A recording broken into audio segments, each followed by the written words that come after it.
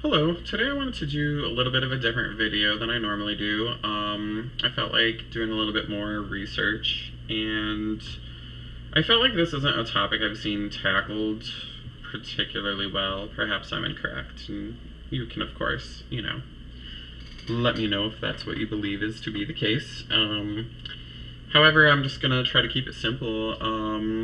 My whole goal for this is to increase knowledge, general knowledge about gay dating, whether that be to curious people, to persons who would prefer to have more success in that arena, um, sheer boredom, whatever floats your boat.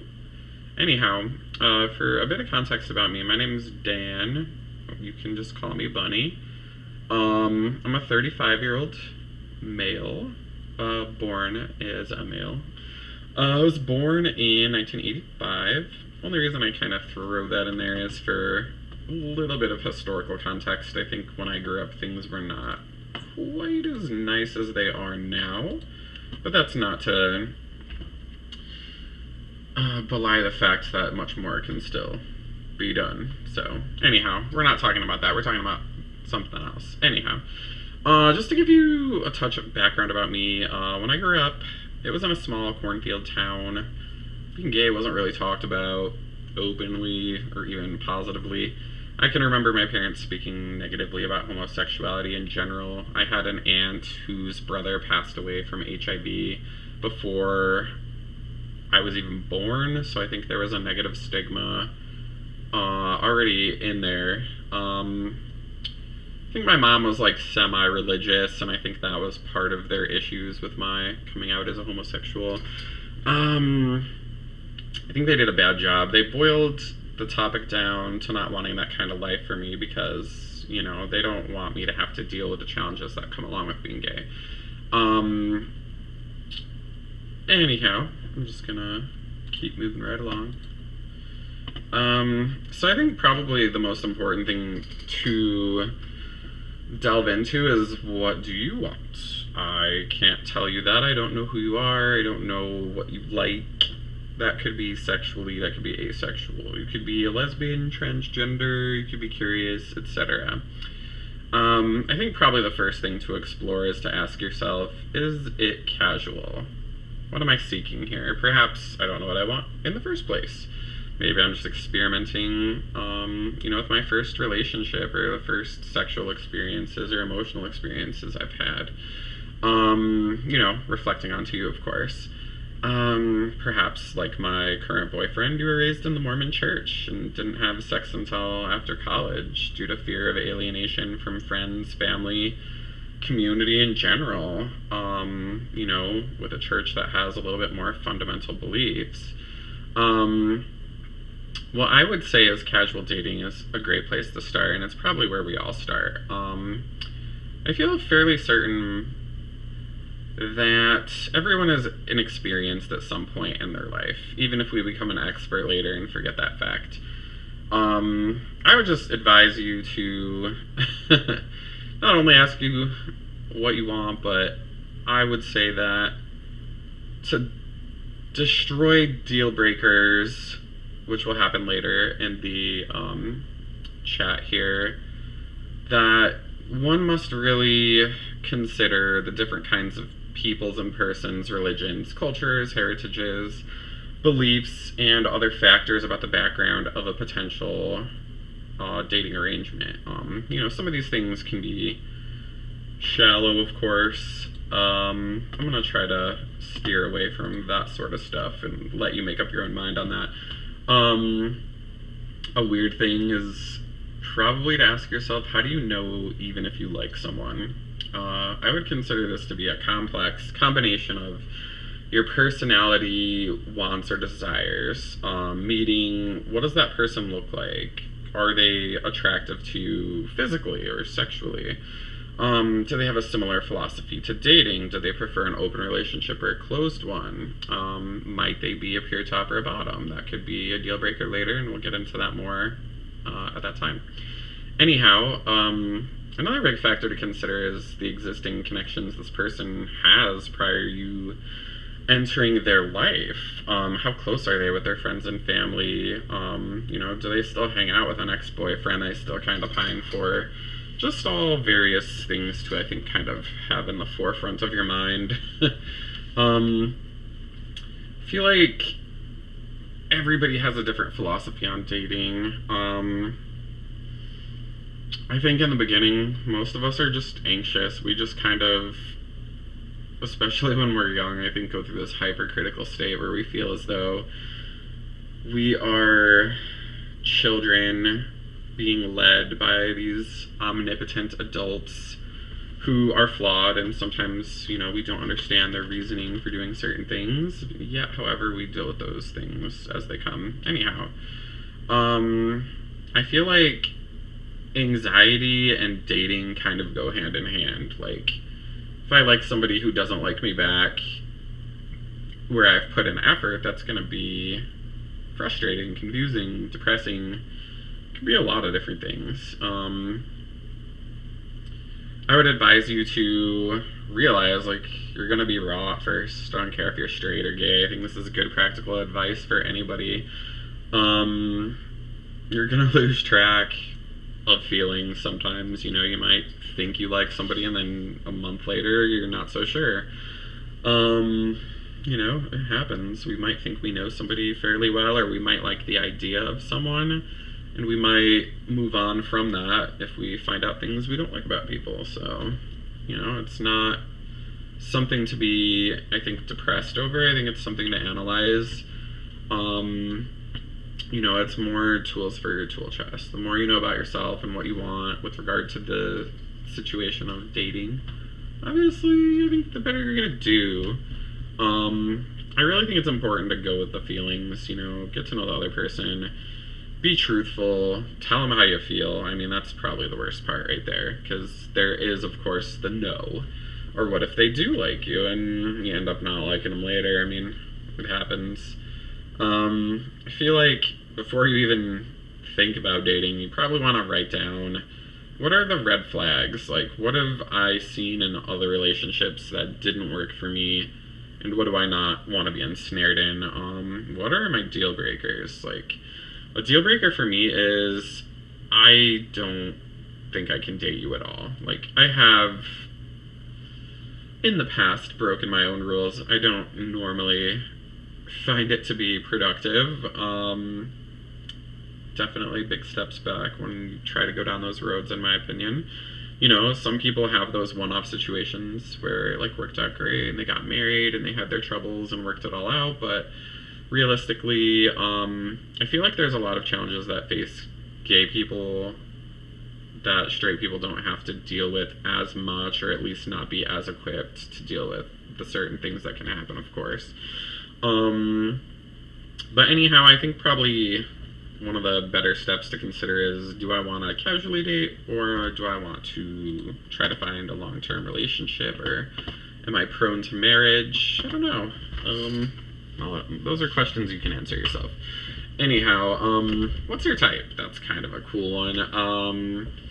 Like, perhaps you have an archetype of a person you envision as being correct for you. What's an archetype? It's just like a preconceived, shitty, like, shallow model to just, like, flat judge something in a quick and easy way without torturing yourself to death mentally all day about what you should or should not have done. I don't know. So perhaps this person that you like is jockish. Maybe they're outdoorsy. Maybe they have really passionate hobbies. Maybe they like to stay all day inside, and maybe they're studying for an advanced degree. Maybe they play video games, etc. There are people out there that are gonna have fetishes or kinks. I just call that non-standard sex. I would ask you to consider, like, how long did it take that person to develop that particular interest? And not only that, but, like, how important is it to them? Are you willing to experiment with it? Are you not willing to experiment with it? There's a lot of things to consider there. This is a world with some shallow ideologies. Some people are in dating for the look, the feel of it, the outside kind of angle. Like, they want to feel like they're in, like, that special relationship. I think everybody's seen, you know, one of those couples that just looks perfect and does such a really great job of pretending to be perfect, like, literally all the time, and I don't know how they do it. I have bipolar, so it that's a whole other bag of wax that we're gonna tackle later. Anyhow, let's see, where did I get lost? I mean, another factor is money, or we can just call that your socioeconomic status. How likely is it for you to date outside your class? Like, are you gonna be comfortable dating somebody that makes less money than you? Would you prefer to have your relationship be met on equal terms? You know, both people are earning, for instance. You know, what compromises are we willing to make and not willing to make there? You know, if, like, maybe somebody who doesn't have a car in an area where one might need to travel to see a person could be a deal breaker. All kinds of things, really. Like, a lot of it comes down to compromise and work. Oh wow, just like everything else in life. Who knew? Anyways, I think it's important to consider that lives often diverge for a bevy of reasons that are not for you to get hung up on. Whether it's shallow or profound, whether this person just doesn't think you're that cute, or, you know, all their friends are hot and you're, like, not as hot. I mean, I've seen a lot of shallow ass shit out there, but I would say most people kind of get past that at some point, hopefully, but not everybody, you know. I don't know, I've seen loving and long-term gay relationships that are just completely not traditional. I've been in an asexual relationship. I dated somebody, for instance, that had Crohn's disease, which is a very terrible form of irritable bowel syndrome. And I'm not a doctor, please don't quote me on any of this. I'm more of a public health trained person, but I mean, with Crohn's, oh goodness, I mean, the person I was dating was a touch of a fatalist. He liked spicy food, we ate curry all the time, and he loved wine. You know, those exacerbated conditions that he had to face, which made anal sex pretty much impossible. So, you know, we found other ways to get it done. We, you know, played with toys, we had oral and mutual masturbation, and various other kinds of things, you know. I don't care who you are, you should own a sex toy, like, dead serious. Especially if you want to engage in any type of anal sex. It's great for a lot of reasons, especially even perhaps a dildo. You know, there are times, like, maybe, like, if I was a bottom, for instance, you know, like, I might meet a nervous top, or this might be their first time, or maybe they're feeling some kind of shame because of some dumb shit their parents told them, like, kind of crap I went through. I don't know. I couldn't tell you how you lived your life. But I think it's important to consider that it's not all about the sex. I feel like the gay world is hyper-sexualized just all the time, everywhere. I need my little 18-year-old hairless twinks and whatever. I don't know. Whatever your preferences are there. You know, people tend to have a type. Like, if you want to know mine, I'm more of a sapiosexual. Like, if we don't have the ability to communicate well, if one of the other doesn't find each other intelligent or interesting, or goodness, you know, maybe even attractive, like, looks-wise, you know, those are things that are gonna fall outside of your type. I think developing, like, who is this supposed person? Like, again, is it casual? Is it long-term? Am I in this for money and sex? To elevate my status, to not have to work, to try to have a family with somebody, you know? Like, there's a million different reasons people jump into relationships and a million different kinds of types that people have. And first and foremost, that'll change over time, for sure. Not only that, but my goodness, I suck at this. I'm just gonna move on. It'll come back to me probably, or it's in one of the other slides. I haven't slept in like a day again because I'm an insomniac due to the bipolar mostly being manic in manifestation. So super fun shit. I'll bore you with that another time. I plan on doing a video. God, I fucking hate mental health in the US, but we'll talk about that some other day. I don't want to. This is already going to be a fucking long video and nobody's going to watch it anyway. Anyways, this is an interesting like thing for me because gay dating is a total numbers game. Like, it sounds ridiculous, but let's just say, for the sake of argument, that Kinsey got it right that roughly 10% of all persons at least experience some form of homosexual eroticism or sex, whether that be beating off to gay porn, transgendered porn, whatever you want to call it. I don't really care. But let's say, just for the sake of argument, 10% of people have done the gay sex. So we have to kind of dial that down into the reality of the fact that only 5% of men and women are self-identifying as openly gay. So there's 5% of these people that are, you know, I would call them like a bromosexual or like a flexisexual. They love orgasms. They don't care where they come from. Maybe a fuckboy? Is that like the more... I'm old, dude. I'm so fucking old. Anyways, who cares? So something to consider, like, what's our population in the US? Roughly 300 million. What's 10% of that? 30 million. What's half of that again? Because now we're looking at only the people that want to engage in a homosexual relationship. Now we're at, like, what, 15 million? I mean, then you have to factor in, is this person a total top or a total bottom? Do they have a deal breaker? And for those uninitiated, a top is somebody who prefers to do the penetrating. A bottom is somebody who prefers in sex to be penetrated.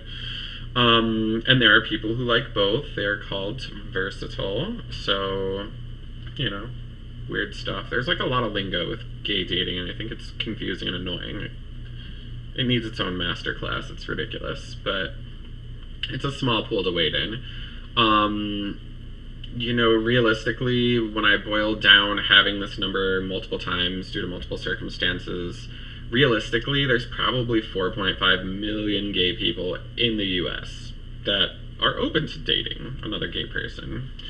And, you know, how many of those people are already in loving, committed relationships? How many of those people have non-standard open or polyamorous relationships? How many of those people think you're hot? You know, how many of those people, like, can you talk to? You know, it's slim pickings out there. You know, especially in places with a lot of wealth disparity. Like, to use my own city as an example, Phoenix is weird. So California's close by, Vegas is close by, Mexico's close by. You get a lot of different kinds of people. Not only that, there's a lot of migratory homeless behavioral patterns with regard to bouncing back between LA and Phoenix or Washington State or Oregon. You know, thumbing rides or saving up the $100 for a Greyhound or however you want to do it. Realistically, that means there's a lot of, unfortunately, a large homeless gay population here. Part of that population is transgendered. They might just be young teens kicked out of their house because their parents don't agree with gay sex for whatever reason, which is completely outside of my realm of thinking at this point. But I mean, when I was freaking, like, I don't know, man, like 17, 18, I was pretty sure I was going to get pitchforked to death if I tried to do the gay sex or, you know, fall in love with a person that has a dick, like, or however you want to describe it. I'm trying to not be too serious, and also trying to not be anything other than myself. So, you know, if you don't like what I have to say, that's totally perfectly fine. Tell me to fuck off in the comments. I'll laugh and move on with my life. It's adorable. I don't care. Anyhow, So even more things to consider that are going to chip away at this number is, of course, that less than 1% of the population as a whole identifies as openly transgender. Transgendered persons can, of course, be at various stages in transitioning, whether that be hormone therapy or actual surgeries. So things to consider, you know. And roughly 1% of our population is asexual. Like I said, I dated somebody that, I mean, it wasn't, I don't know how to describe. I don't want to use names. I feel like that's inappropriate. I'll just put it this way. We both loved each other a lot. And we both didn't work out, and we're both still friends. You know, that can happen. You know, as long as you don't have an overly jealous partner who prefers that you don't speak with exes or whatever. I think for my case, I was kind of a hoe bag when I was younger, so there's a lot of ex-boyfriends and a lot of ex-sex partners, and some of those are ongoing, open, sexual relationships that my boyfriend is aware of. Some of them are not. You know, it's sometimes he joins in, sometimes he doesn't. We have different sex drives, so lots of weird shit with this. It's kind of like I went down like 900 different rabbit holes, but yeah, we're gonna go down some more. You know, why not?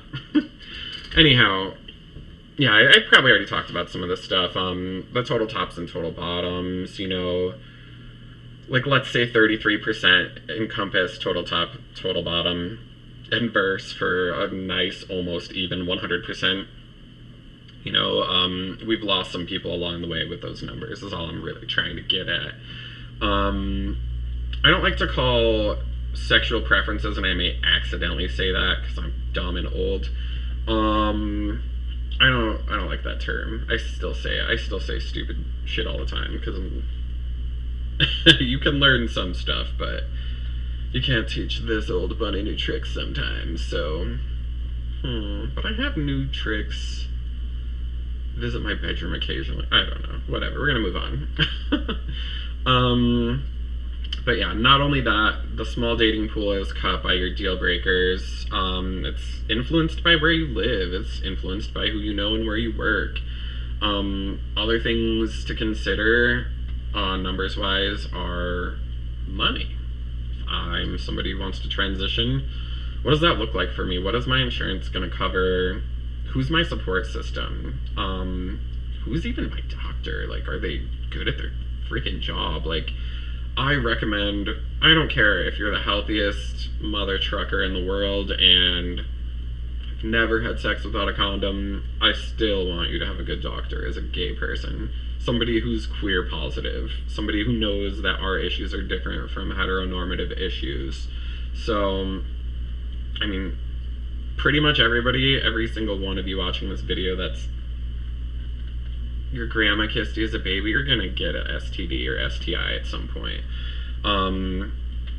Commonly referred to as sexually transmitted diseases or infections. So I have slides for that shit too. Believe me, we're gonna be here a minute, unless, you know, you don't want to be. But yeah, deal breakers, of course. Like for me, I have terrible asthma. I hate to be a rare douchebag and have a deal breaker like this, but it would be, I have dated a smoker once in my past, but there are residual, like, they call it third-hand smoke, you know, the junk that gets stuck to your clothes, your sexy leather jacket, or whatever else, you know, those scents, smells. I don't care if it's cologne, tobacco, or burning popcorn, they screw with my allergies a ton. So, you know, when I did break my own rule of dating somebody who did smoke, you know, we had conversations about what the compromise was going to look like no lighting a cigarette on the oven, you know, use the balcony if you're going to smoke, sort of a thing, you know. So there's ways around it. You don't want to just have like 500 deal breakers. Like it's not going to work. We already talked about the numbers. You don't have that luxury. It's not happening. I hope that's not inherently negative. I hope it instead helps you to just go on like 500 fucking dates. Go on all the dates. This pandemic sucked. Get the fuck out the house. Go to the zoo. Do anything for the love of God. Anyhow, But there's other factors, like what extent does this person, if they do wish to transition, do they want to transition? There are plenty of male to female men out there, females, that choose to keep their penis or choose not to have their breasts augmented. And the flip side of that, of course, is the F to M. Creating a synthetic penis is difficult. From what I understand, there's not always a lot of great sensation that can come from an artificial penis. Same thing with artificial vaginas. Like, this is not why people transition. They do it because 8 million different factors, of course, but I mean, if you feel like you're trapped in a body that you don't think you should have been born in, then, I think that's a perfect place to start exploring transitioning and things like that. Other factors, part of the numbers and deal breakers game that comes with this whole dating shenanigans, could factor in, does the person that you're with take drugs? I mean, I hate to have to put this in here, but there's a higher prevalence of mental illness in the gay community, which a lot of mental illness is self-medicated, unfortunately. So there's risk factors like addiction and other things that can happen in our community, that you should watch out for. The reason I want to point this out is because it ties into a few things. It's injectables of any kind that are legal or not are meant to be single used. I highly recommend Google a picture of a needle used twice. It's disgusting. You don't want to inject anything a second time. There's the risk for HIV. That's the stigma of Stigmaville. I'm probably out of slide for that, but I'm just gonna kind of go off memory. With HIV, there's too much negativity out there. Too many long stories. Try to make them short.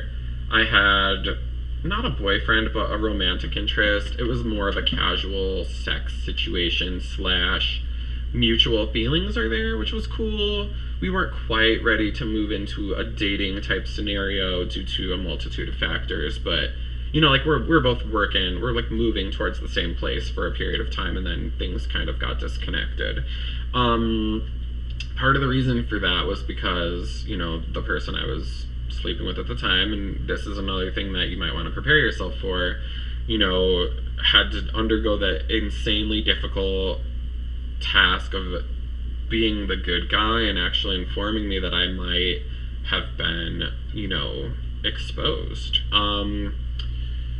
And I used to be such a negative bitch about HIV and think I was just so superior and I'm never gonna catch that or whatever. And thankfully, I have not. I mean, it's still a possibility for my future. But how do we mitigate that risk with hopefully a little bit of knowledge and hopefully a little bit of understanding? I mean, you have to just really, I would appreciate it so much if you just did any research on what positive undetectable is, realistically, it's somebody whose medications are being administered in such a way that their viral load cannot be detected by a blood test. Let me just re-explain this for you because this is super important. Cannot be detected by a blood test. So, there are tests, of course, that are more sophisticated that do. I'm not trying to be 100%, on one thing, but realistically, access to forms of testing can be difficult, dependent upon your insurance, if you have a doctor you trust. Again, many other factors, the shame stigma, do you want to tell somebody that you got an STD? It sucks, I've had to do it. Honestly, in Phoenix, I really appreciate that they have a system here with their public health department that if you want to anonymously disclose to persons that you have slept with, for which you have their contact information, such as an email or phone number, a nurse on your behalf will relay this information to the person in question. Do I think that's the right way to do it? No. I don't like that terminology either, but please do yourself and the other people that are involved a favor and let them know. Honestly, you don't tell them and they find out, it's going to be a lot worse than if they find out from the whore's mouth. Horses, whores, whatever. I'm not funny. Anyways, blah, blah, blah, blah, blah, blah, blah, blah, blah, blah. I talk too fucking much. Okay, so I have 3 slides of challenges. I probably mentioned a lot of this already. Regardless of where you fall in the rainbow in our beautiful community of just the weirdest, coolest people I've ever met. And, like, I literally live in Phoenix on a block with rainbow crosswalks. So, like, rah-rah, queer positive stuff, sex positive stuff for me only. If I say something misconstrued, tell me to fuck off in the comments or whatever you want to put that as. But yeah, we all have our unique circumstances. Mental illness is real. I have it. Anyways, disabilities, whether visible or not, are fucking real. I have asthma. Can you see this? Not really. Like, not without an invasive, like some kind of lung x-ray or freaking MRI, or you don't have access to that. You know, you're not my boyfriend's doctor, you know, like, my boyfriend's not a doctor anyway, so, you know, I wouldn't want them to be, I think, like, I don't know that our interests would be aligned or that I would follow all the complex technical stuff they'd have to say. I'd like to think that I'm smart, but I tried going to school for other stuff, and it wasn't my journey, I'll just put it that way. Anyhow, another thing to consider is disabilities, whether they are visible or not, are still disabilities. Like my ex with Crohn's, for instance, had a handicapped pass because, I mean, there's no pretty way to put this. He would violently have episodes in the toilet where, you know, stool and blood would come out. Crohn's, unfortunately, basically your immune system is like, I'm gonna go eat these cells for no reason. And that sucks. So things to consider, like, I think the more you know about mental illness, and not like telling you to go be a doctor, read the DSM or anything, diagnostic, statistical medicine, whatever nonsense, I forget the actual title off the top of my head, but you know, try to just be aware of the things that are at least kind of semi-common. You know, there are a multitude of forms of autism. There's a multitude of forms of mental illness. There's a multitude of invisible illnesses. Like, that's really all you need to know. If you like somebody, they're going to explain that journey to you. They're going to want your help, your understanding, your advice, and going through that with them. And you're going to have to decide whether or not you want to deal with that. I can't help you with that. You know, we all have our deal breakers, like I said before, and I'm going to, yeah, whatever. I repeat too much. Anyways, plus I hate editing videos, so yeah, I like to just garble nonsense into the void of the internet and see, you know, where my creepy friends are at, wondering about these stupid things that incessantly plague the mind of a manic person. Anyhow, disabilities are real, you fucking asshole. If you don't think so, kindly fuck off and die. Anyhow, I already said the thing about the doctor. I would say anything is at your preference to disclose. That could be an STD. That could be you in the middle of transitioning and not ready to give someone that information. I think if we're at a point in our life where we're wanting to keep some secrets, we're probably at a point in our life where we're relegating ourselves to the casual dating lane. And the challenges and issues that come along with just casual dating. Like, it's a different arena. You know, like, for me, casual dating is maybe a little bit of sex, maybe a little bit of cuddles, maybe some sleepovers, maybe a couple dates out to bars or diners, you know, whatever activities you're doing. I think when you're saying casual, you're at a point in your life where you might have some flux. Maybe I'm up for a promotion, maybe I don't love the state I live in and I want to move. I've lived in 13 of them. Don't ask me why. Mania plus God knows what else. Like, I'm just like, you know, I'm going to get in my car and move. I don't fucking care. I think a lot of it was just adventurousness and wanting to see this beautiful fucking country, and oh my God, do me a favor. Well, unless you don't like going outside. please see some of it. It's really pretty and they're destroying it quickly. Anyhow, side tangents for side tangents, baby. So this is stupid. I don't like getting really even into this, of course, but biological sex exists. Also, you don't know what it is. There's a lot of different kinds, and you're wrong already, so don't even go there with me, or we got more for the next slide. But yeah, disclosure is huge. I think the more upfront you are with people about your sexual needs, I'm not going to go with preferences on that one. It might even be, it could be your emotional needs, it could be anything. Like, maybe you're wheelchair bound, maybe you need to live with somebody that has a wheelchair accessible ramp. I don't know. I couldn't tell you. I'm not you. But, you know, I would say, with regard to the secrets thing, you know, if you have them, if you're not ready to tell someone else, you're probably feeling shame about whatever that is, and I don't want you to. Sometimes it's easier to go through something alone. Sometimes it's easier to have a lot of friends and family around you. I also have depressive phases, so how do I even describe this shit? Oh my god. So mania, like what is that? I don't even know, dude. 10 different people on various different unicorns on a carousel being cranked up the speed to like 200 miles an hour by like this scary looking psycho clown.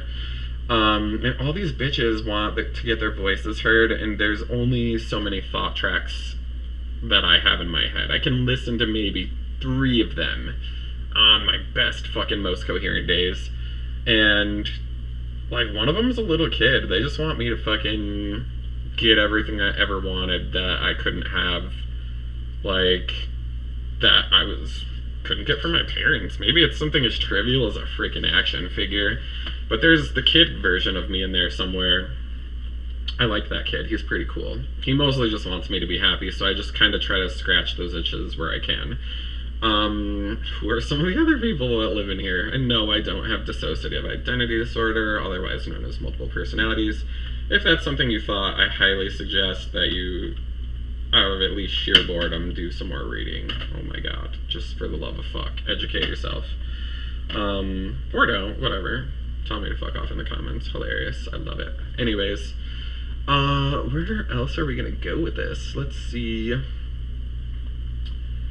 I think we went over this shit. Let's move on. Blah, blah, blah. I really wish I could talk like this in my professional life. Oh my god. I fucking hate being a corporate prisoner. No, I'm not suicidal. I just fucking hate corporate culture. Anyways. God, I'm so all over the place. That's mania. Anyway, I tried to explain it. If it didn't work for you, I apologize. You can Google it. The depressive parts, like, I don't even think most people know what depression is. Like, I'm not probably even smart enough to dumb it down. Like, but I will put it this way. Mania, up all night, restless thoughts. That's my 2 worst parts of it. Sometimes insomnia, sometimes visual hallucinations of creepy shadow demons because I haven't slept in fucking 2 days, and you know, that shit happens, and it sucks. Wouldn't wish it on anybody, but hey, I don't have fucking magic powers, so yeah. So concrete examples of things that may be confusing or shocking to you at first are lack of expected genitalia. Again, unfortunately, our trans members of our community have endured, I think, historically, probably the most abuse. Take probably some of the political shit happening on the world stage right now, like with trying to ban transgendered persons from participating in high school sports. Like, oh, some fucking white bitch in Connecticut fucking decided that she didn't, you know, get on the team, and apparently several boys were claiming to be transgendered so that they could be on the girls' team and weren't dressing like women or supposedly undergoing hormone therapy or whatever. They're opportunists. Those are everywhere. Do not confuse opportunists with gay people. Some of them are, most of them aren't. Anyhow, or maybe you're religious and you think, oh, fucking gay people suck. I don't know. Whatevs. Maybe you'll learn something, maybe you won't. But yeah, I already explained transgendered persons can be at many stages of surgical or hormone therapy. And those choices are theirs, hopefully alone. There should never be pressure to transition, in my opinion. There should only be support. But I think I explained this a little bit, but not everyone wants to have sex reassignment surgery. Some people would prefer to just simply dress or act as the preferred gender of their choice. And this could be for a multitude of reasons, such as not having access to money or medical care or adequate medical care, or a queer positive doctor. Maybe we live in a small town. Maybe there isn't a doctor within hundreds of miles that even knows how to perform this particular set of surgeries. Maybe they can only do a couple and have to refer you out to a different kind of specialist. Lots of difficult things to consider.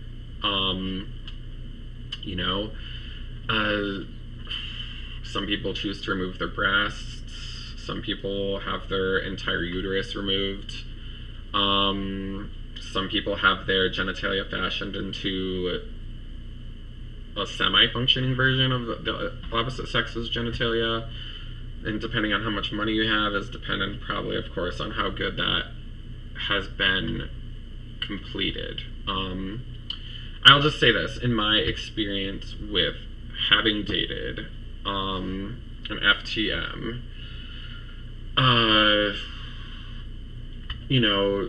you have to really think about where your brain's at. Like, for instance, the person I was seeing did not have male genitalia. They had a vagina. One of the hottest dudes I've ever seen in my life. Like, you wouldn't have known. You wouldn't have cared either, probably, if you're smart. Anyways, but yeah, complications.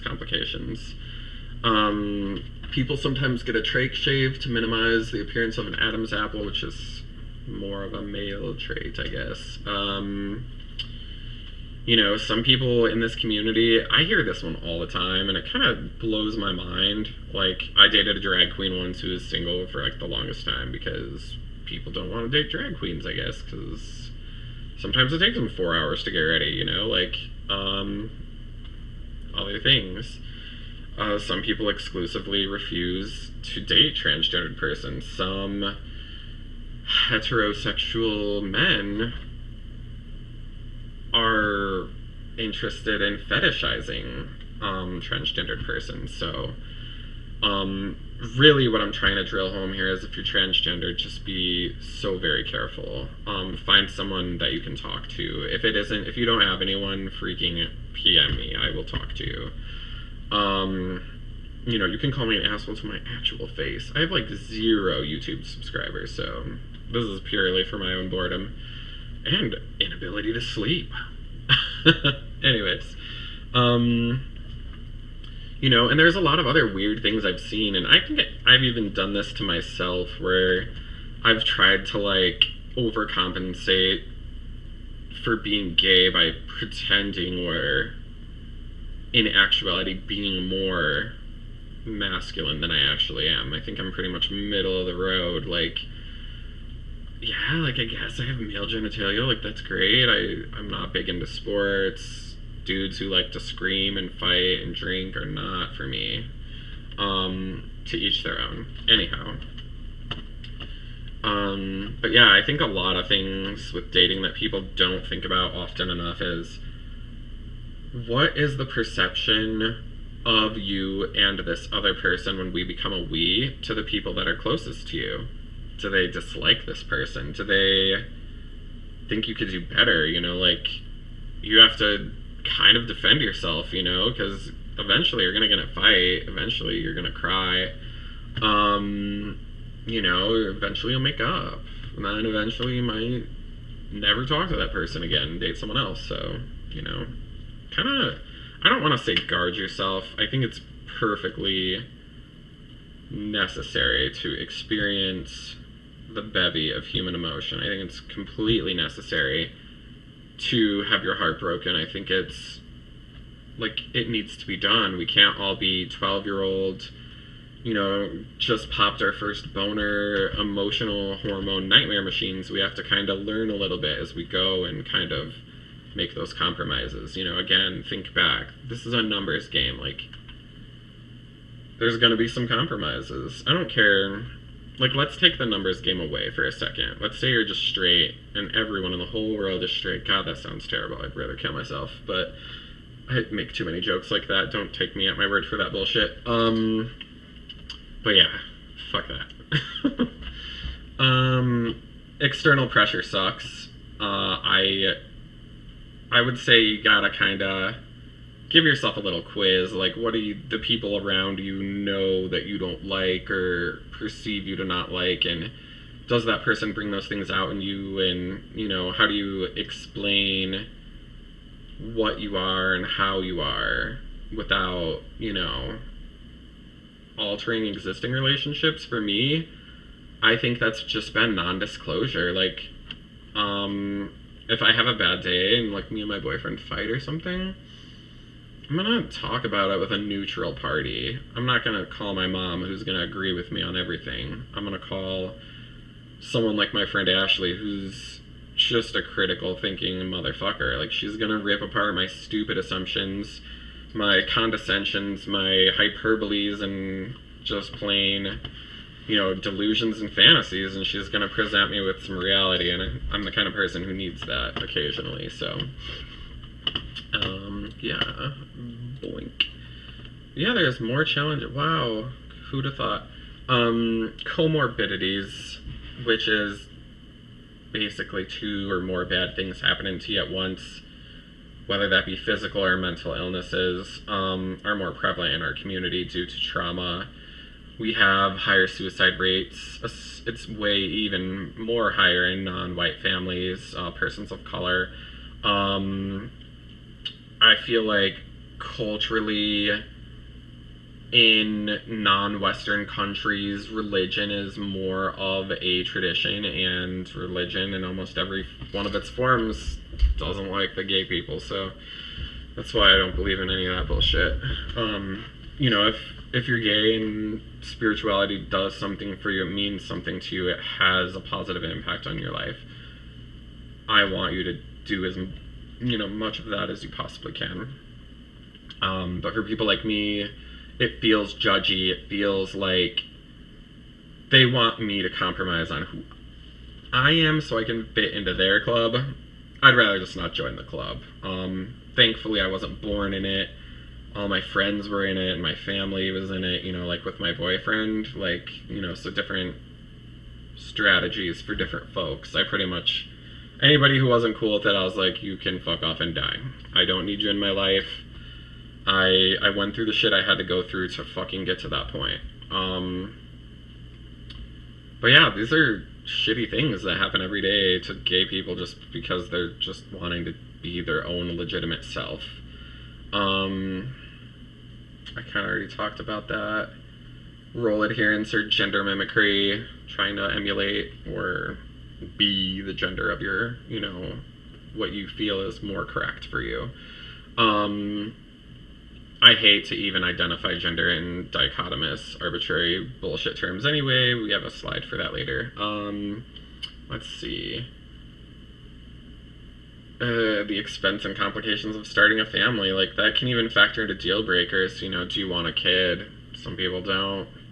I think I'd be a good dad, but I'm 35, dude. If I have a kid now, it's gonna be probably an adoption that takes a lot of time and money. I don't necessarily care that the child wouldn't be biologically mine. It's not something I need to have. I guess I don't know. No, I don't want to put mental illness into this world. I think I'll just pass. But as many, for instances, or curiosities might come up, I have worked for the Department of Child Safety, and it's rough out there for the gay kids. Just fucking be nice. God, so many scumbags out there. But yeah, I mean, another thing to consider if you want biological children is you're going to need a friend that wants to be 9 months fat and bloated with a baby in them. And the legal environment is as such that this is an emotional playground that you're putting a person through. So most states have laws that state that if this woman wants to keep that child, regardless of it even being related to her, even if they petri dish somebody else's egg and mix up the two guys' sperm and try to, not know who the bio daddy is. There's all kinds of fun, weird shit like that I want nothing to do with. I think it's all eugenics insanity. Like, there's enough unwanted kids. Like, fucking, oh my god, just take care of somebody who needs help, you fucking prick. Anyways, where the fuck are we now? Let's see. Timing, gigantic factor. Because are they even out of the closet? Are you? Are you with everyone? Do we maybe not want to tell grandma because she's on her deathbed and, she wears a rosary? I couldn't tell you. For me, I told everybody and it was take it or leave it. That was what worked for me at the time. I don't think it was the right way to go about it, but it was survival for me. So worked for me. I don't recommend it. Try to compromise and make your situations better with people. Don't be a rogue, manic, crazy person and just fucking move out like I did. Or I was probably more appropriately kicked out, but I think we kind of understand what's going on there. So this one is probably my favorite part. I like to be very sex positive. I didn't even know if that was a term. I googled it to check, and it is. Basically, all I'm going to say is I think gender roles are inherently negative. If your little boy wants to play with a Barbie, fucking let him play with a Barbie, for the love of fuck. They might move on to Ninja Turtles later. Little boys are going to do silly shit, like wear mommy's clothes. It doesn't mean they're gay. It just means you had a closet and they were bored and went exploring. Like, fucking calm down. Anyhow, I consider myself gay. I think other people would probably more consider me pansexual. I don't know. Like, this isn't bragging. This is just general information for credibility purposes. I have slept with men and women and transgendered persons. Right then and there, that's already at least 4 people, so I'm already a hoe to some of these religious zealot nightmare people, but, I feel like in the gay community, it is not uncommon for persons to have had at least 20 different partners, and I think it's because, some of those issues I was talking about before, like straight men sleeping with transgendered women to explore their sexuality, or fetishizing them in a way, or just even, those homebro sexuals that just want to get their dick sucked and, not, do you a solid and give you a reach around or whatever. You can call me a hoe or a greedy or whatever. I would just say that I'm sex positive. I just don't really care. Like, if I like you, I like you. I can move around most obstacles. But yeah, whatever. I think the other big part of sex positivity for me is stay away from the kink shaming. Stay away from the shaming of somebody's hyperactive sex drive or your less active sex drive. There's arrangements for that. You can have an open relationship. I have a slide for that. We're gonna move on. Anyhow, sex versus gender. This is another thing I think most people don't understand. It's not the same thing. Sex is an imperfect way to incorrectly box somebody into them being only male or female. There are more than 2 kinds of sex, and you might even be intersexed and not know it, so fuck off. Gender is more trait expression. Like, if I was transgendered, I might like to dress up in women's clothing. I might have had surgery or hormones. And heck, I might have even had the worst time finding clothes and shoes that fit, because I'm freaking 6'2".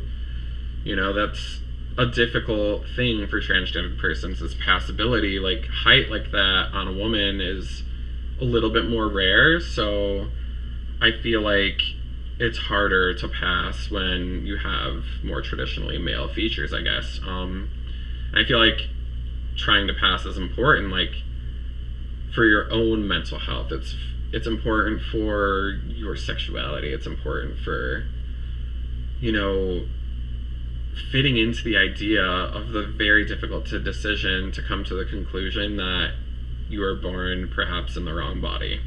So, anyhow, there's a lot of weird kinks out there. You know, people have been abused and raped and sexually explored in strange ways, or trained by whoever took their virginity to like whatever it is that they like. So don't be a fucking dickhead. If you don't want to do it, just tell them. They're probably already aware that most people don't want to do these things. They're probably just floating it by you as is this a possibility for our sex life sort of a thing. So just think about that, please, before being a complete son of a bitch. God, YouTube is gonna flag the shit out of this. Whatever. I like to cuss. It's fun. But yeah, I mean, I've seen a lot just of gender bending in general. I feel like drag queen culture has become more mainstream in the last 10 years, I think. People just are genuinely less shitty about people experimenting or sowing their oats before they, like, have this preconceived box of whatever the person it is they think they should be, you know, and cram themselves into that. I have very little interest in compartmentalization, so we're gonna pass that shit up. But, I mean, I've seen people that strive for androgyny, which is not emulating any of the features or emulating features of both. Like, you know, I've seen a handsome bearded lady before. Did I want to date her? I don't know. She's handsome, so whatever. But yeah, anyways, more about sex versus gender. So we are ascribed to sex when we are born. It is male or female. But of course it's not that simple. Without getting too complicated, it's chromosomal. There's X's, there's Y's, whatever. 97% of persons who are intersex believe they're a male or a female and wouldn't know otherwise without invasive testing. You know, they could have been born with a part ovary and never know about it and have more estrogen. They could be born with an external penis and a uterus internally but no vagina, and be bleeding internally due to having their time of the month, and they could go into septic shock and die. A lot of these are unfortunate things that can happen that might make your life more difficult, being intersexed or androgynous or whatever you want to kind of get into with that. I'm not really wanting to get too much into science. I'm just going to say there's even chimerism, which means I could be your dad or your mom, for instance. Let's just say I'm your mom. And let's say that I have reabsorbed a twin in the womb, and I have 2 sets of DNA, and you've inherited both of them from me, and a 3rd set from the father or the mother, like whatever. That child could not be biologically yours, even though it came out of you. It's ridiculous, you know, like, biology is complicated. That's why people give up on med school. Like, it fucking sucks. You gotta memorize a bunch of bullshit. A lot of it not necessary information. But yeah, whatever. Deal breakers, right? Like, we all have that. It's a hard line. It's the end of the road. It's a stop sign. It's a fuck off. Depends on how nice you are, I guess. It could be shallow. I don't care. That's up to you. If you wanna ascribe negativity to a seemingly shallow event to torture yourself perpetually internally, go for it. I don't recommend it, though. I would just instead say that you should be nice to yourself. You should know what you hopefully like to some degree. And and then just if we aren't sure, we explore, we try things, and we try to figure that out over time. You know, Google things, look at different kinds of pornography, explore it solo before involving somebody else, and then when you do involve someone else, disclose.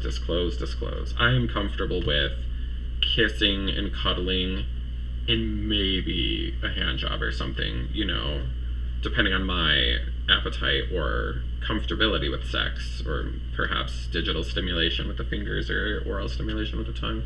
Whatever floats your boat, kiddos. I don't care.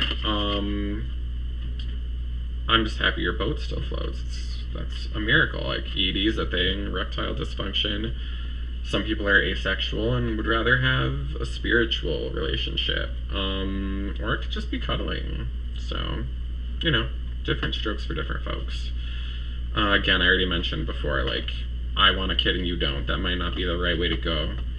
I want to live in Arizona and my boyfriend wants to move to Canada.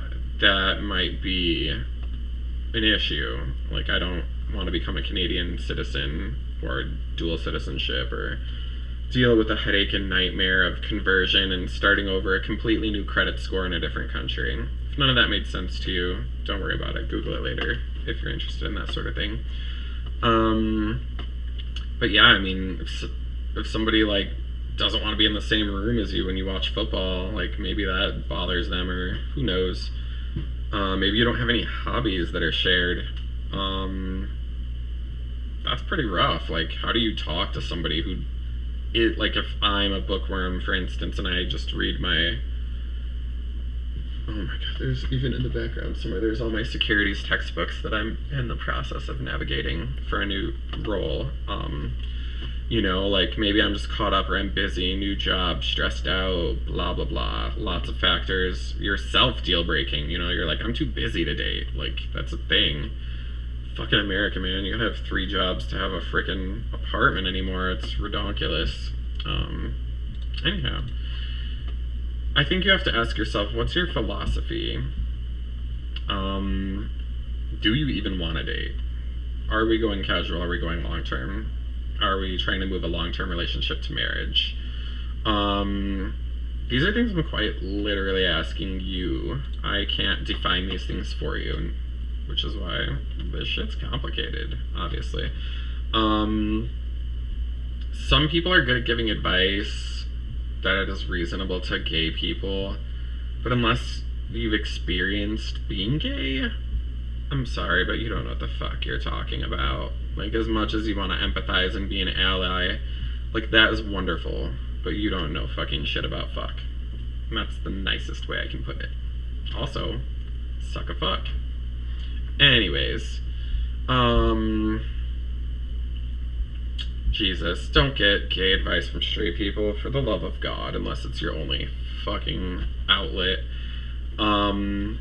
You know, or don't use that as a singular source of information. Make some gay friends, for the love of God. I mean, it'll just expose you to the various different things that are different about our community than straight culture, and help you find out where you want to land, because it's fucking complicated. Anyways, there are a lot of philosophies on dating. Gosh, I mean, I've been in monogamous relationships, I've been in open relationships, I've been in an open polyamorous relationship, I've been basically a hoe. I don't think there's any one right way. It's not how it works. You know, if you're a reasonable person who has a multitude of interests, I think you can find common ground with most people, unless you're just a gigantic asshole. But, I mean, your dating philosophy could be, I want to date a guy who's as butch as I am, or I want to date a girl as lipstick as I am. I want to date exclusively transgender people. I'm seeing that more and more.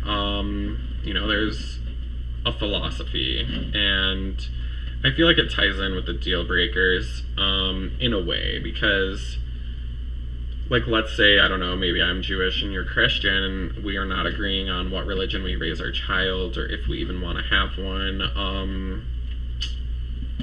Yeah, it's a pain. Shit to definitely consider. Definitely not first date talks.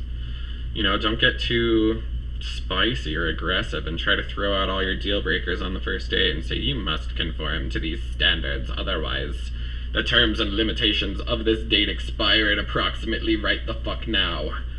Nobody wants to date that person. Trust me. I used to think I was so fucking smart and try to pull that stupid bullshit. It doesn't work. But yeah, like, what's your work-life balance? That's another big factor. I think I doubled that slide. Anyways, despite me editing this 10 fucking times, because, you know, I'm just a brilliant motherfucker like that. I don't know. Here's my real life dating weirdness. My boyfriend is also a gay man. We both have different sex drives. I already kind of mentioned that. At least I think I did. Who knows? But for me, sexual relations can be purely emotional. Making love for the sake of conveying affection, for instance. I have been not horny, but able to achieve an erection and made it about burning calories. Sometimes sex is just about being brought to orgasm. Sometimes it's all about you, sometimes it's all about me, you know. Some people are more naturally prone to give and others are more naturally prone to take, and finding that balance is what makes the most sense. Don't let other people's preconceived notions about what your sex should look like impact your relationship. Just learn to not talk about sex with boring, white, straight, suburban, fucking religious motherfuckers, because they're so dumb. Anyways, for my boyfriend, sex is far less emotional. It's kind of more of a means to an end. It's more about climaxing, I think. You know, he loves me. We express sentimental, religious, goodness, emotional, you know, things. But he has a very rich introspective life. Sometimes the fantasy is more important than the reality. You know, we've like done role playing, we've done all kinds of various things to try to meet each other where needs aren't being met. So, you know, we found a way for it to work for us, and that was to explore opening the relationship, to decide that we didn't want to be doing things separately. We only wanted to perhaps be doing things with each other. We have rules about like kind of no out of towners. You know, we have a lot of different rules. I have slides for rules. We'll get there probably. But yeah, I mean, he finds masturbation as enjoyable as sex. I find masturbation tedious and terrible. So, you know, like, one of the things for me is, like, we do a lot of, like, fantasy roleplay masturbation type things that are fulfilling his internal world, and when we need to make it about the sexy time, we have our times for that too. So, but it has to be on the right terms. Like, you can have non-consensual sex with your partner, you know. Maybe, like, sometimes people just do shit just to get you off their back. Maybe, like, you know, you've just been bitching about it for weeks and they just finally have collapsed into their own mind emotionally, and they're just gonna fucking open their legs for you, you know. Sex isn't always the greatest thing. Like, you can have awkward threesomes, you could have bad sex, you can have inexperienced sex, anxious sex. That's why I just say, do research, watch different kinds of porn, explore what kinds of kinks are out there. You know, you can demonize them and hate them all if you want, or maybe you find one that cranks your chain and you find someone you trust and want to try it with. I couldn't tell ya. Just be open about it, for the love of God. Again, numbers game. If you want to rule everyone out with deal breakers, you're ruling everyone out with deal breakers. So, just shit to keep in mind. Anyhow, like, another weird thing with us, and I hate to keep it sexual, but I'm a highly sexual person. Like, I'm not a big bottomer, he's not a big bottomer, so we take turns, kind of versatile relationship-y stuff, compromises. Goodness. And it depends on so many factors. I might have not slept and be incapable of achieving sexy time. Sometimes my sex drive's crazy, and we'll have a 1-day rule only where he'll maybe just watch me do something with someone else, or he will participate in a non-sexual way. So don't get hung up on the particulars. People are capable of adapting. Should probably write that shit down. Anyways, boink. Do you want a closed or an open relationship? Some people are strictly wanting monogamy. I think it's not a bad idea for gay relationships because there is that increased risk of HIV, unfortunately, mental illness, and the fact that one STD always leads to more, so just things to consider. If you have one, you're in danger of catching more, so take it seriously. Like, this is gross, but I'm going to be just frank. No, I think I have an STD slide later. Anyways, we're going to move forward here. Wow, I didn't put the right information on that slide, I think. But you have to determine for yourself if you're comfortable and trust your partner enough to explore sex with other persons, or to set rules regarding those circumstances in a way that's comfortable or compromised across all parties involved, or to move on with your life and date somebody who's more appropriate for you.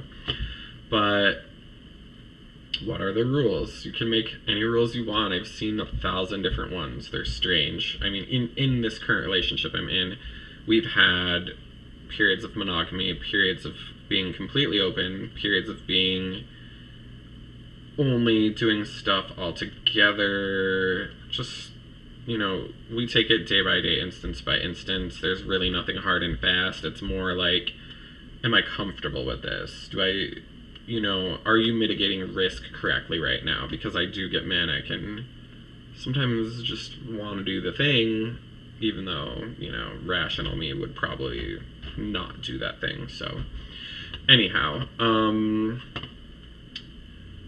so there's no way it has to look. It should look and feel comfortable for you. Everyone else can shut the fuck up. Alright, so blah, blah, blah, blah, blah. Sex, yeah, people have it, I guess.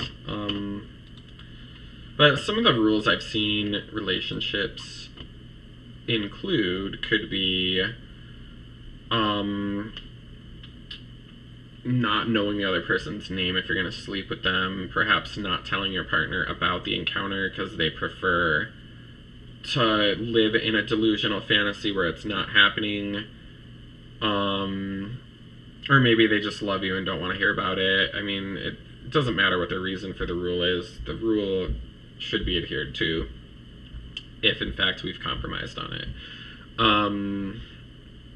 A lot of it, I think, could be relayed, especially in the polyamorous world,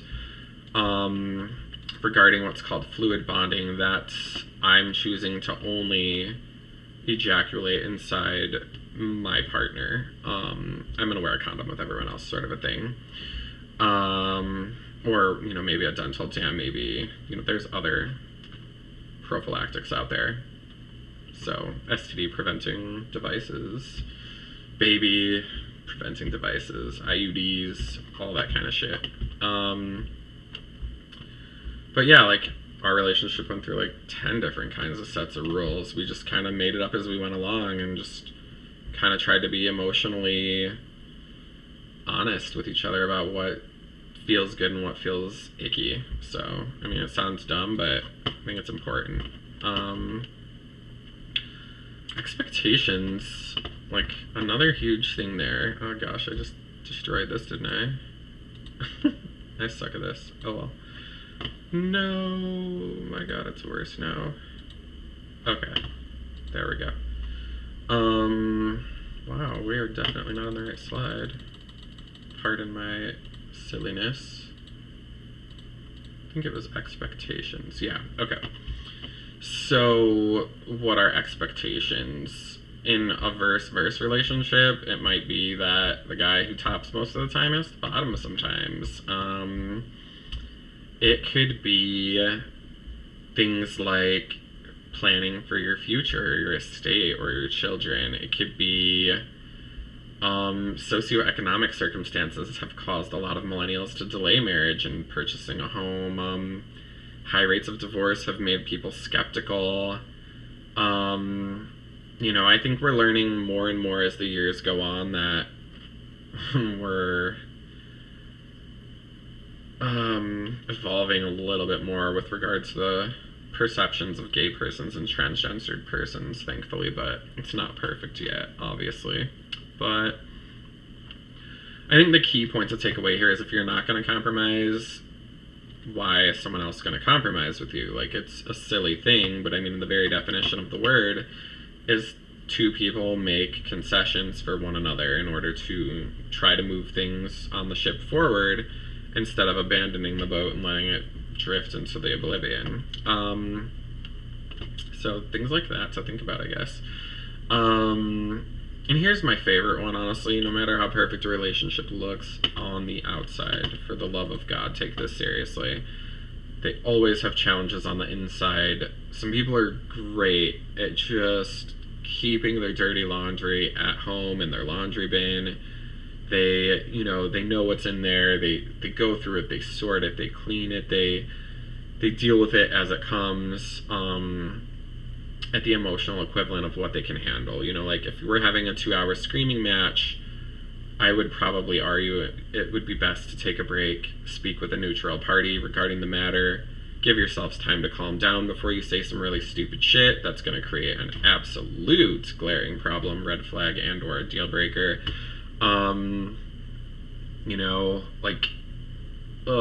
Another thing is just people don't make broad sweeping changes.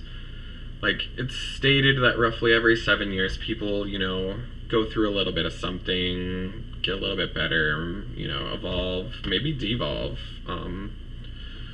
It depends on who you're with, what they like, who you're trying to impress. Lots of things to consider. But yeah, I mean, if somebody's telling you they're going to make broad sweeping changes, I would just say at the very least that's most likely a red flag. Red flag is that cute little thing you stick in the ground to avoid stepping on a landmine. Anyhow, moving right along. What are the most complicated red flags out there? I would say sexual mistrust is huge. Having preconceived notions about sex in general, terrible idea. Some people aren't built for anal sex. All of our bodies are unique, different, and completely weird and varied. Just Google penis. They're like snowflakes. They're different on every person. And maybe you have an idea of what a penis should look like, and maybe you've seen an ugly penis and you don't want to touch one of those. I don't know. I would say instead of creating something negative based off limited information, do basic research. If you're probably horny, you probably have jerked off and looked at porn and seen different kinds of wieners anyway, or vaginal canals, or buttholes, or nut sacks, or balls, or breasts, whatever. Use the medical term or use the little kid term. It's all the same to me. I'm not really built that great for anal sex. If I do have it, which I occasionally do want, I like it slow. I like it to be like the more emotional, lovey, connecting sex. So I just am built weirdly that way, I guess. But yeah, a lot of those things aren't factors for me. Since I mostly top, I'm not like a size queen. I don't care how big your wiener is. If it's gigantic, it doesn't fit in there. Like, that's a conversation we might have to have. Talking about your pleasure centers is a huge thing too. This is like traditional sex outside of kinks, I would say. Like, we have different erogenous zones. Like, I hate when people touch my nipples. I just don't like it. I don't know why. Some people think it's hot as fuck. They suck my titties all day. Some people like oral sex on their anal cavity. I mean, I'll take it or if you want to do it, if it gets you in the mood to do it, I'll endure it, but I won't, like, I'm not going to get super into it. You know, if it puts you in the mood, the empath side of me is wanting you to get off, is wanting you to have the fun too, so it's not all about me. I can put aside that's a take it or leave it thing for me and endure it. But some people hate it. They think it's gross. Like, they don't want to do it. That's fine. Talk about that shit up front. But yeah, for me, like, thick stuff, like girthy, high circumference penises, like, I would call that 6 inches and above. That's like, wrap a shoelace around the thickest part of your dick, put that shoelace across a ruler, and that's how you measure the circumference. Honestly, I think every gay dude should know the circumference of their penis, because we're talking about anal sex here. We need lube. We need to protect ourselves from HIV. That might mean wearing a condom. People have latex allergies. That might mean wearing a latex, lambskin condom, you know? So, shit to think about. Even just, like, for fun, buy a friggin' condom when you're, like, 12 from a bowling alley condom dispenser in a bathroom, and just try one on. If not for only the purpose to test whether or not you're allergic to the damn thing. Take it off in 5 minutes or whatever. You know, if it's glowing red or burns or itches outside of any other unusual circumstance occurring, like, that's something you might want to know about, you know. They have other kinds of condoms out there. There are gentlemen with smaller members. They make condoms that are designed to stay on those types of builds of penis. There's magnums, you know, for the girthier, longer gentleman, for the bottom who there isn't a big enough dick. Like, cool, you know, whatever floats your boat. I mean, gay sex, like, I don't think half people that even know what gay sex is, honestly. Like, they might relegate that only to butt fucking or fudge packing or some other stupid terminology that sounds hilarious when you're watching a football game with a bunch of Neanderthal fuckheads. But yeah, what is it? It's what you decide it's gonna be.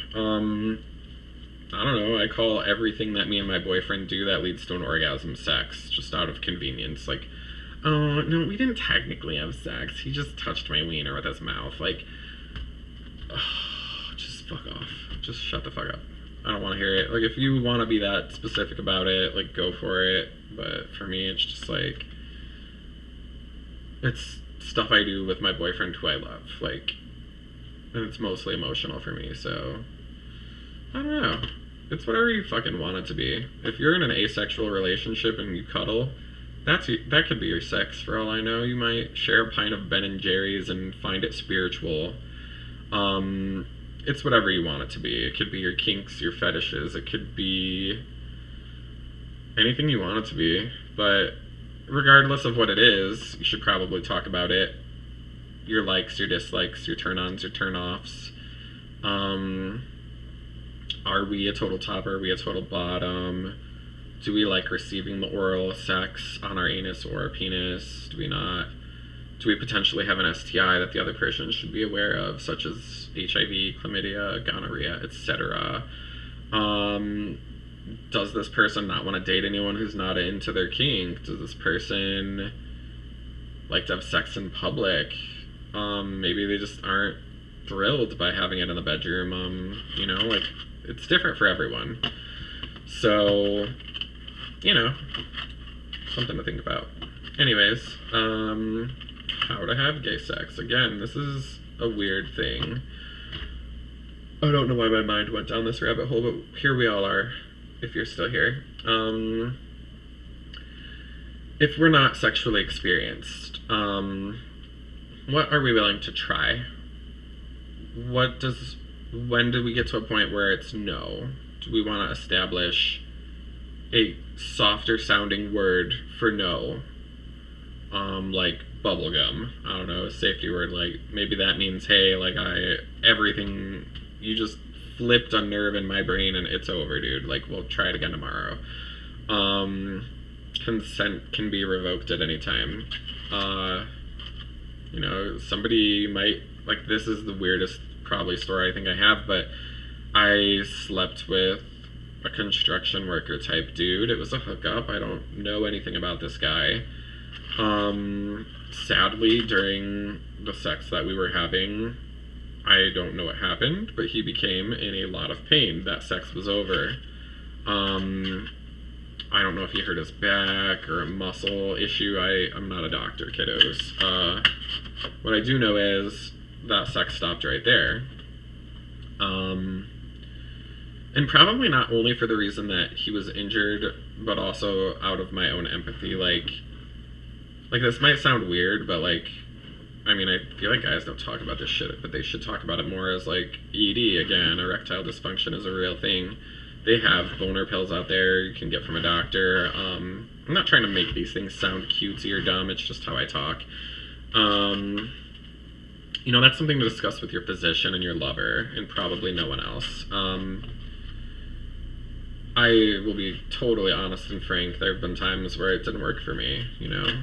Like, I want to pretend I'm like this badass, sexy top man or whatever, but there have been times where shit just didn't click. Like, you know, the person didn't look like how you thought they would, or like, some people only like having sex in the dark, like, and they don't like doing stuff in the daytime. Maybe they're self-conscious about their body, multitude of different reasons. I would say this is, again, another one of these weird things that might sound kind of gross. I feel like I sound drunk right now because I'm so freaking tired.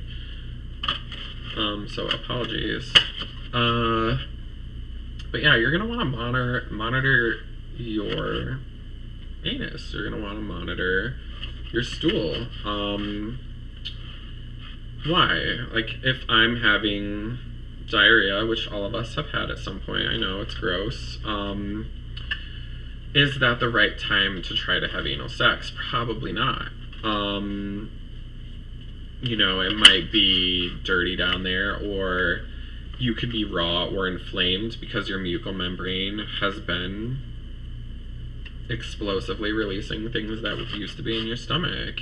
You know, that can cause pain. There can be anal tearing. There can be prolapse where the anal wall lining can be forcibly pulled out. And again, these are not, goddamn, I'm not trying to scare anybody. I'm just trying to say, like, you know, if your body is telling you no, if there's a hurt, you should probably listen to it. It's really all I want to go with. But, you know, there's videos out there that will teach you how to uninvasively clean up if you're concerned that you may, you know, have something embarrassing like, you know, anal excretions on somebody else's penis, whether that be brown or green, depending upon whatever you ate. It's not a fun thing to run into.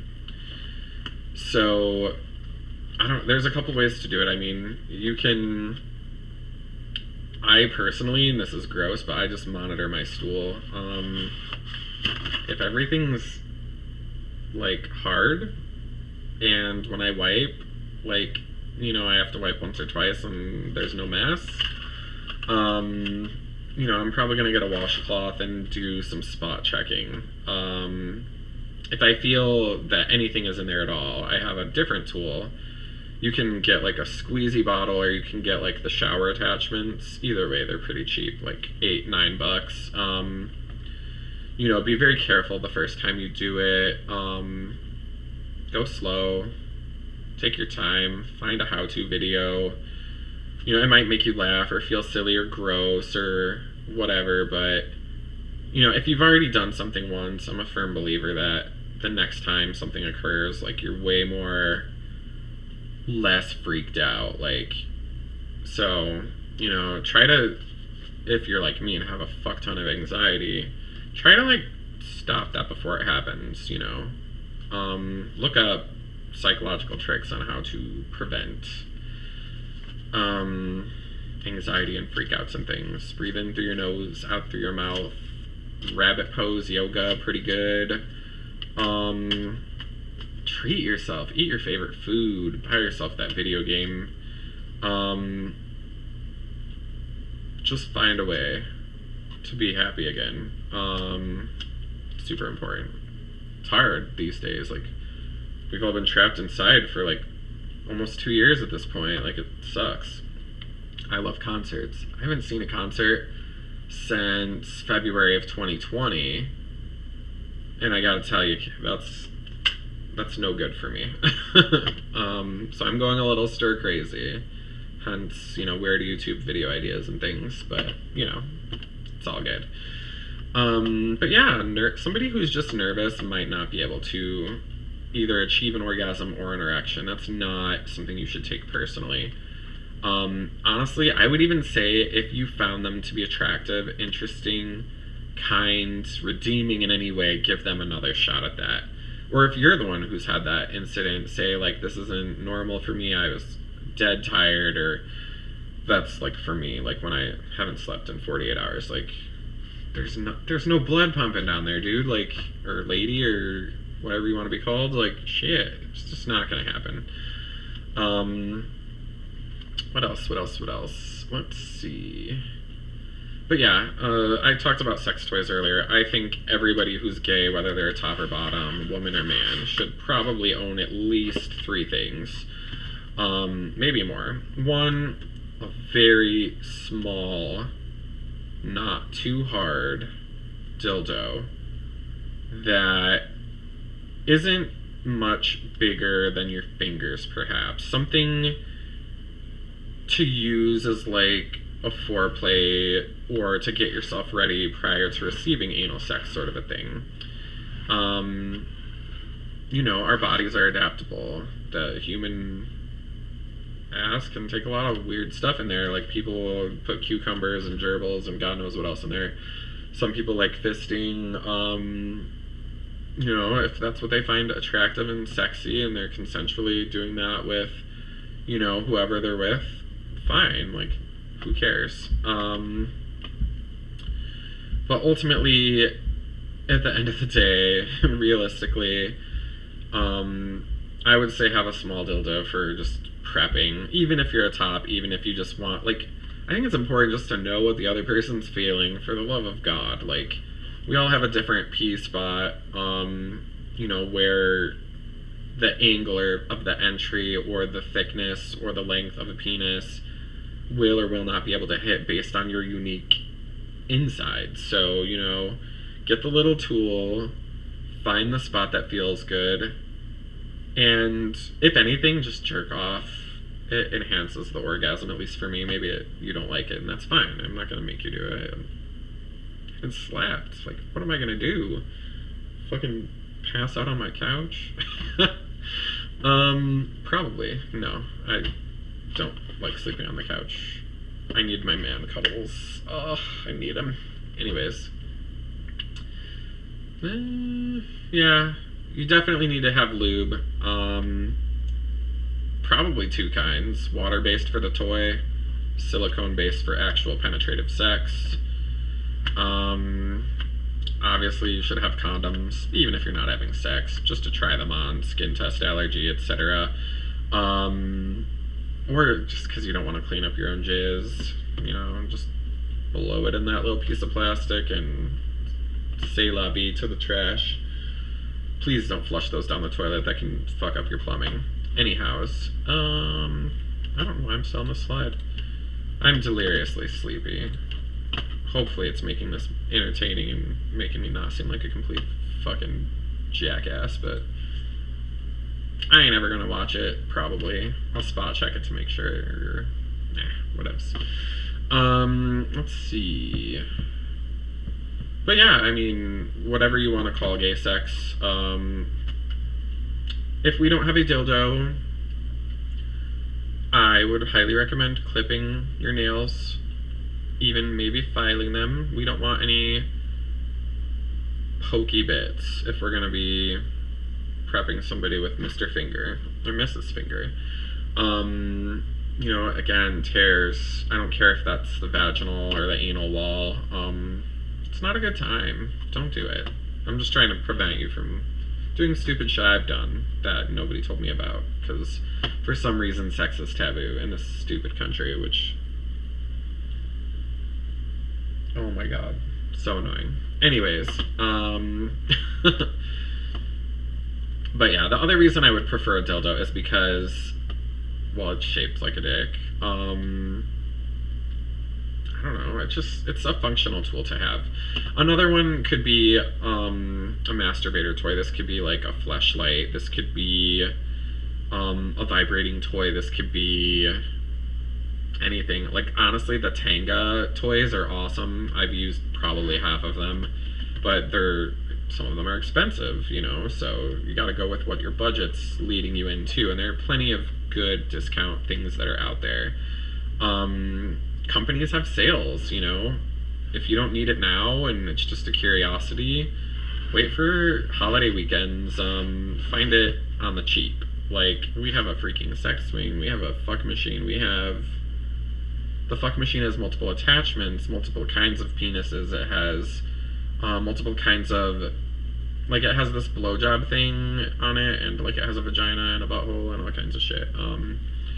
Not actual human shit, goodness. What else?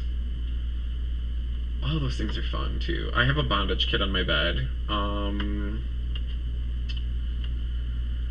Like, this isn't bragging, it's just, you know, you might get to a point where something makes you feel spicy in your loins and you're like, oh, that's gross, because now I'm a disgusting degenerate, because I like my orgasms how I like my food, kind of a particular manner.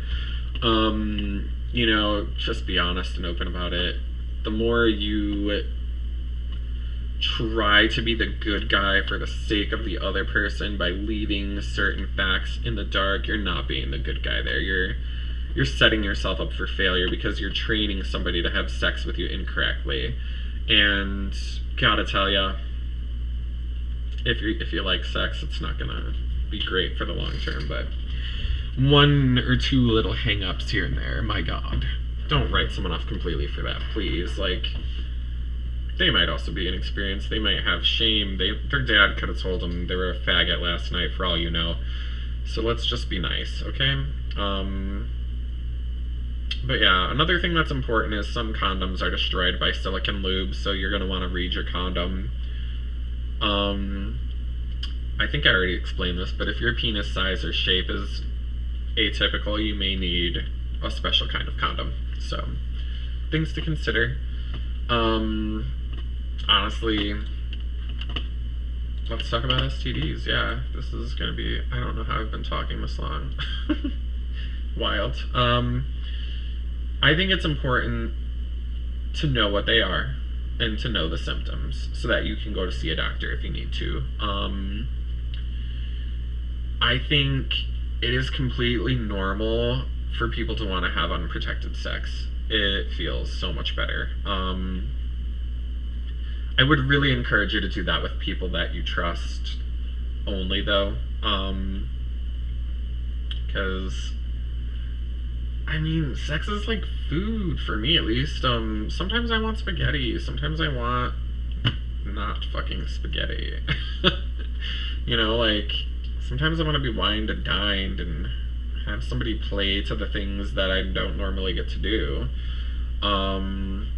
You know, and we explore that through other people in a non-emotional way, in a way that makes sense for our relationship. You know, maybe all these things sound terrible to you. Don't do them then, please, for the love of God. I do encourage you to experiment at some point, but don't do shit that feels like totally way off, like you're gonna have a bad time.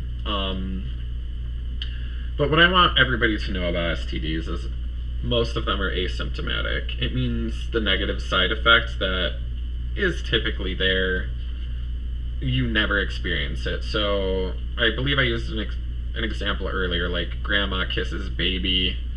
Baby now likely has a form of oral herpes called simplex 1, and they may never have an outbreak, which is just a cold sore. It's just like an ugly little blemish thing.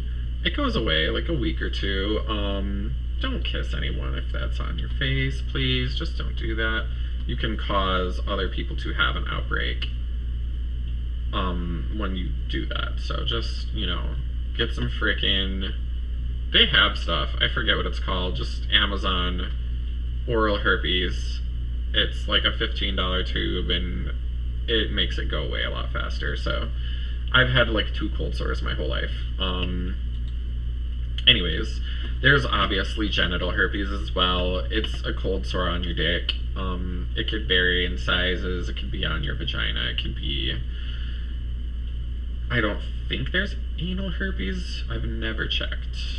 But, if you have a lesion that feels like it's burning or painful, maybe it looks like a cigarette burn, and we just had sex with a new friend and we probably didn't use a condom because there wasn't one, or I just don't like using them, honestly. That's your journey. Those are your risks to take and to make. Research-wise, it's kind of interesting that as a total top, the likelihood of HIV infection per exposure, so per unprotected somebody else's genetic material inside my or your butthole, whoever's getting fucked in that particular...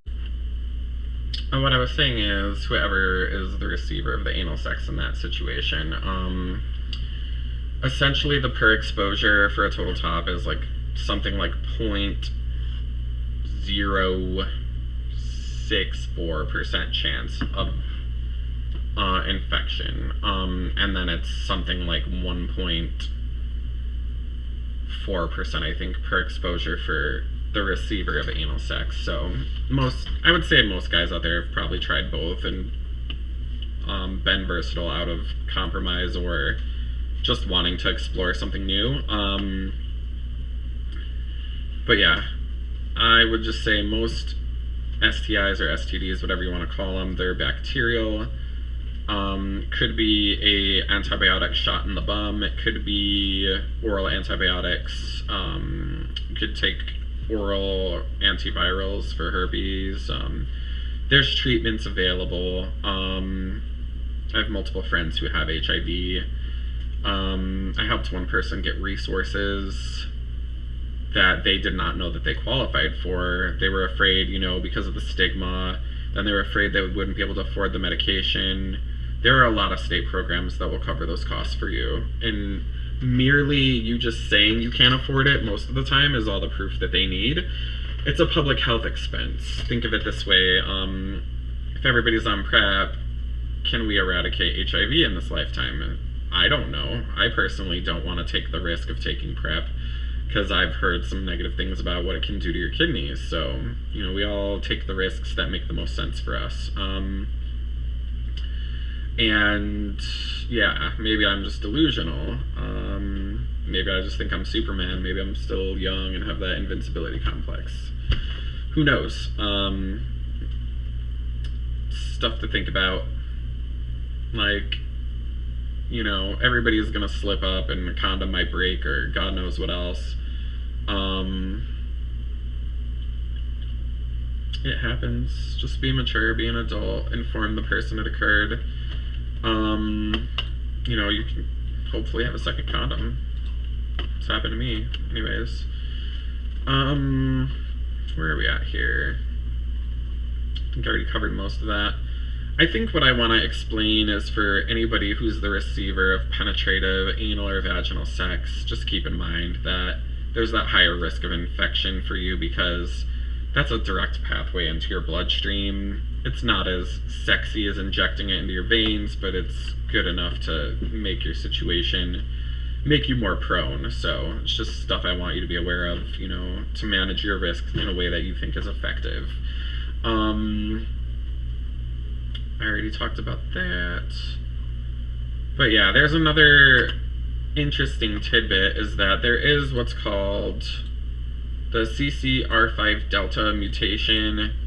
It's a morphological mutation which prevents HIV from getting all up in your bloodstream, I guess. I don't know everything about it. I know it exists. I know if you're if you're born Western and white, congratulations, you have another potential privilege. You may or may not have that mutation, which supposedly is going to make it difficult, if not impossible, for you to even get HIV in the first place. However, I wouldn't use that as like a fallback, or because I mean, their ability for you to go ahead and get a test like that, it's not going to be accessible. So, at least not at the time I last researched it, which was pretty recently. Okay, I finally fixed this, my god. And we have restarted this whole thing.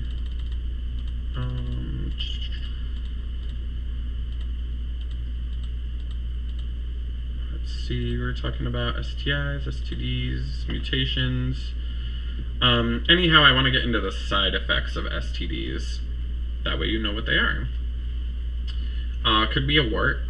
Could be, like a yellowish, like mucal, almost discharge from the urethra.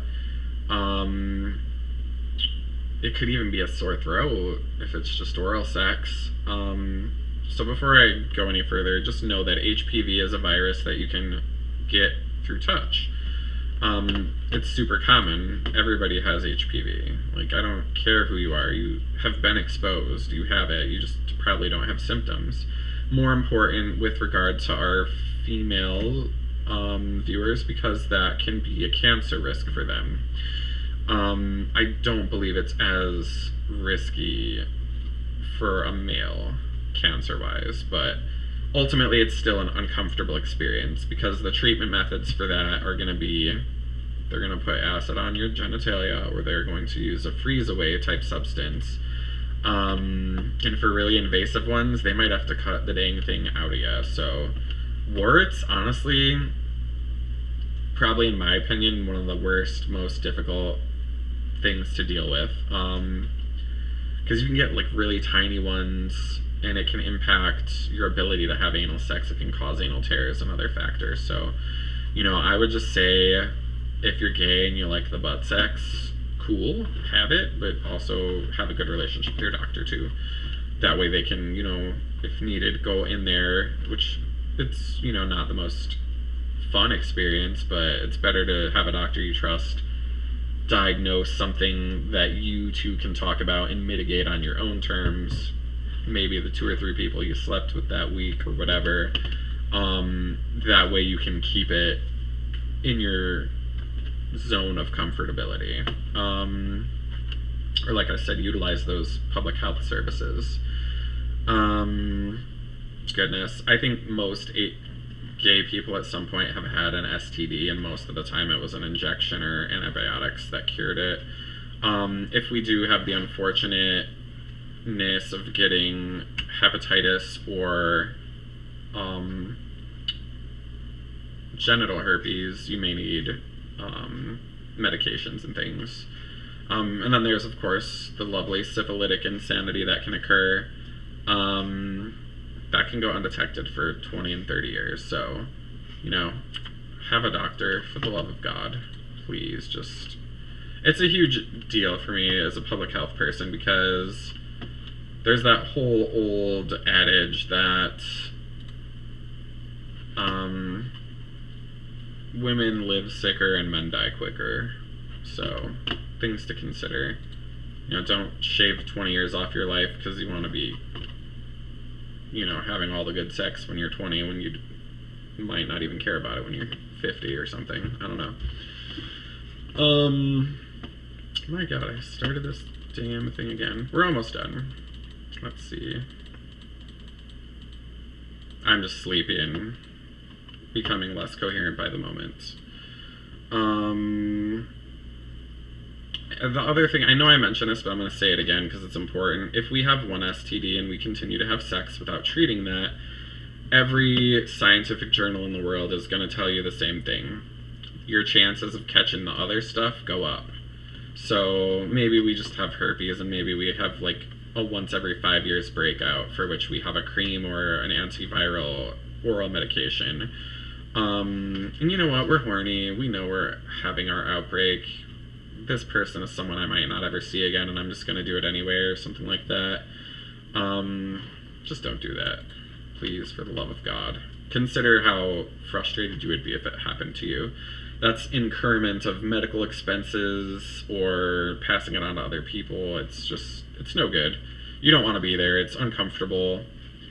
I don't know, like in college, I had a dude tell me that he had crabs and like, I was just like, I told him, like, the first thing I think that came out of my mouth was like, I appreciate the fuck out of you for just being honest. And I was like, this doesn't mean I don't wish to stop engaging in sexual activity. Like, this is something you can mitigate by implementing these safeguards.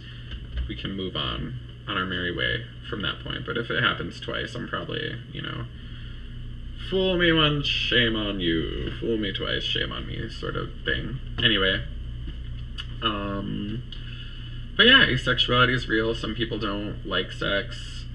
Some people call cuddling sex. That's their form of sex, There's no need to shit talk that. What's really important in a relationship? Do you feel safe? Do you feel like they listen to you? Are they meeting your emotional needs, physical needs? Or at least compromising on the things they know they're not capable of giving to you? People need timeouts due to illness, death of loved ones, financial hardships, quitting or being fired from a job, wanting to get out of their church, all kinds of things. So, asexual people are out there. Maybe you don't really like sex. I mean, I couldn't tell you, or maybe it never felt comfortable. Do what's right for you. Don't let anyone else tell you that you need to have sex to, like, have a fulfilling life. It's not necessary. There's a lot of other cool stuff out there. Let me see. I think we're good there. But another thing I wanted to talk about is emotional resiliency. Some people have it, some people don't.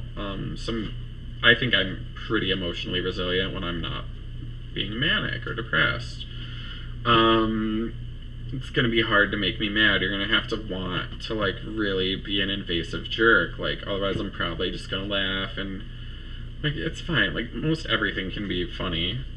That's why I really hate it when people, like, rip on, like, comedians and stuff for not being politically correct. Like, y'all, if you're here and watching this video and are almost 2 hours into this, you're gay, and chances are you've had to deal with some fucking bullshit in your life, regardless of what form that took.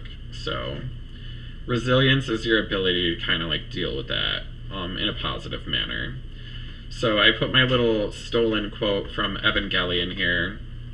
It's not word for word, but dating is the freaking porcupine's dilemma. The closer they get to each other, the more they potentially injure each other with their quills. Those big spiky things on their back. If I know you and love you, and you've told me all your deepest, darkests, what that's saying is, sometimes we say stupid shit, and we hurt people with sensitive information on accident, or we misconstrue something through a text message and maybe get a little too upset. Regardless of the situation, it's likely that you'll experience a breakup or a divorce. It's likely you will have to be sad at some point. Someone might not like you back, or you might have found the fucking perfect dude and you're both tops and neither one of you is willing to, like, concede. So you will run into weird shit like that, and tough titties. Like, I'm not gonna fucking sugarcoat this for you here. I think I said fuck 9,000 times in this video. It's pretty much on you. If you don't want to do the work to make the relationship succeed, then it will not succeed. I mean, that's just as simple as I can put it.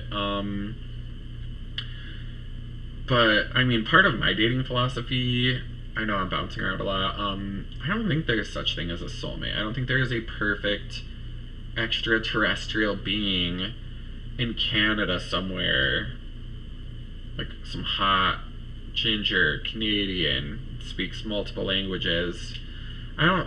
He might exist, but he might have already found somebody that's good enough, or the evolution of that spiritual part of that relationship could take it to a perfect 10 out of 10, even though everything isn't perfect. Frankly, I think a little disagreement is good here and there. People don't stay static beings for their entire life. Like, their changes, wants, preferences, sexual appetite, all of these things are subject to flux, new rules, new negotiations, new compromises. So if you're not willing to play any of that game, just tell people straight up you're only looking for sex, or only looking for a cuddle buddy, or whatever it is you're looking for. If you keep people in the know, they're not going to get mad at you usually. I mean, there's some scumbags out there, but if I'm on Grindr and I am like, hello, sexy man, would you like to participate in X, Y, and Z with me and my boyfriend this evening? I mean, what are the three things that are going to happen? Non-response, a yes or a no, or a concession of, I will do A and B, but can we do D instead of C? So, I think that happens with two people that are attracted to each other that maybe are both tops, for instance. They'll settle for giving each other a blowjob or whatever, hand jobs, etc. But yeah, there's no such thing as a perfect relationship, and aspiring to such is only going to breed toxicity between you and your friends, your family, and your lover. Like, it's just no good. Don't go down that road. You're already going to get in a breakup or maybe even a divorce at some point, so be ready for that when it happens, instead of just being a chaotic motherfucker. Yeah. Let's see. But yeah, always remember, you're an outsider looking in on a relationship. You don't know what their sexual difficulties are, which almost every relationship has. You don't know what their journey is. Sometimes people have bad days. I have a lot of bad days. Let's see here. But yeah, I mean, I know I've mentioned this before, but some are homebrosexuals, just want their blowjob and bye. Or they're experimenting, and maybe they're not going to experiment again. Double the amount of population that's willing to have gay sex with you. You have to have that number to find the number of people that are gay and willing to date and that are out. And you shrink that number so many more times with all your preferences and deal breakers. So, just things to think about, I guess. Don't cave to other people's pressure on you of what your relationship should look like. I don't care where that advice comes from. I don't care if it's religious in nature, your mom, your best friend. If they haven't had the gay sex, they can try to put themselves in your shoes, but they're not going to give you the best advice, unfortunately, because if I personally have not had a penis in my ass, probably 25% of the slideshow wouldn't even make sense. Anyhow, let's see here. But another thing I really want everybody to look out for is toxicity. Someone pressuring you to do something you don't want to do. I don't care if that's changing your job, moving for their job, or they punched you in the face once and you think you can give them a second shot, or somebody is just constantly devaluing your self-worth or gaslighting you, which is a very common manipulative tactic, by which people can either subtly or not so subtly make it seem like you're crazy for believing things or perceiving them the way you did. Anybody who's trying to lead you down that rabbit hole is probably a sociopath or a narcissist, and you should probably just stay the fuck away from that. There's a good YouTube series on that by Dr. Ramani, if you're ever bored. Anyhow, let's see. yeah, don't devalue yourself. We live in a hookup culture society. We're boiling ourselves down to ones and zeros on an app to try and, get sex, or to try and, like, have enough dates to be in a relationship, or to be in a relationship long enough to get married. And I don't care how emotionally resilient you are, we're locked inside for a year and a half at this point. So, your mental health might not be where it was before this pandemic. And it's okay. It's okay to, like, lose your mind and be sad and have a shit day and just start crying and, like, lose your mind. Everybody does. If somebody tells you they don't, they're lying. So, whatevs. Nobody's that badass. Yeah, prisoners of war exist. So, well, that's the end of my little slideshow.